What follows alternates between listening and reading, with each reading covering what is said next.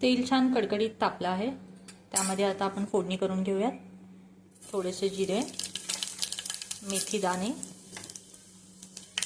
हिंग, कांदा,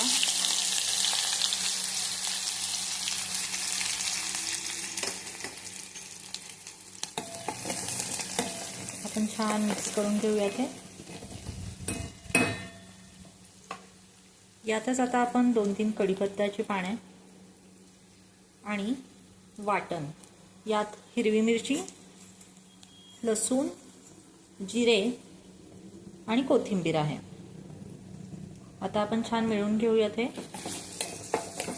आणि कांदा छान लाल होईपर्यंत परतवून घेऊयात। तुम्ही पाहू शकता कांदा छान लाल झालेला आहे, मसालाही मिरचीचा छान भाजलेला आहे। आता यामध्ये आपण सोडूयात थोडीशी हळद,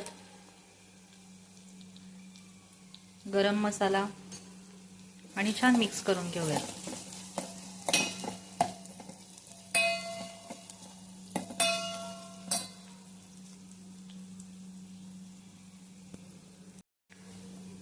यामध्ये आता आपण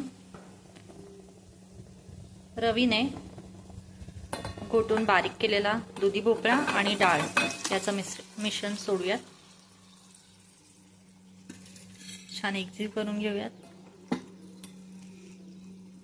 रोज रोज डाळीचं वरण खाऊन ज्यांना कंटाळा येतो त्यांनी अशा वेगळ्या वेगळ्या प्रकारच्या भाज्या त्यामध्ये शिजवून त्या खाल्ल्या तर थोडीशी चवही बदलते आणि पौष्टिक काहीतरी खाल्लं जातं। आणि बरेचदा मुलांना दुधी भोपळा आवडत नाही, पण डाळ भात मात्र आवडते।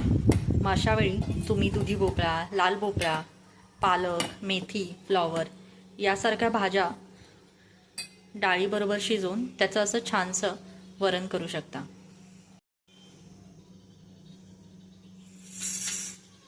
यामध्ये आता आपण 1 चमचा मीठ टाकूयात, मिक्स करून घेऊयात छान। मी गॅस अगदी मंद आचेवर ठेवलेला आहे आणि आता थोडंसं पाणी,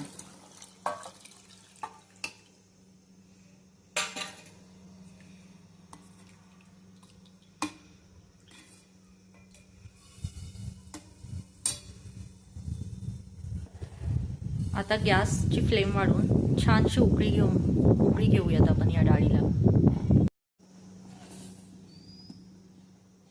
1 चमचा साखर घालूयात आणि वरतून थोडीशी कोथिंबीर पेरूयात।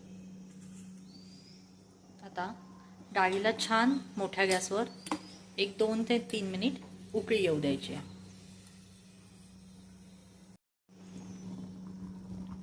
तुम्ही पाहू शकता डाळीला छान उकळी आली आहे। आता आपण गॅस बंद करूयात आणि 2 मिनिटे वाफ गेल्यावर झाकून ठेवूयात। ही डाळ ज्वारीची भाकरी, बाजरीची भाकरी, चपाती, भात याच्याबरोबर खायला उत्तम। शिवाय याच्याबरोबर दुधी भोपळा असल्यामुळे भाजीही पोटात जाते आणि तुरीच्या डाळीची वरण असल्यामुळे पित्ताचा त्रासही जास्त होत नाही। एकदा नक्की करून पहा।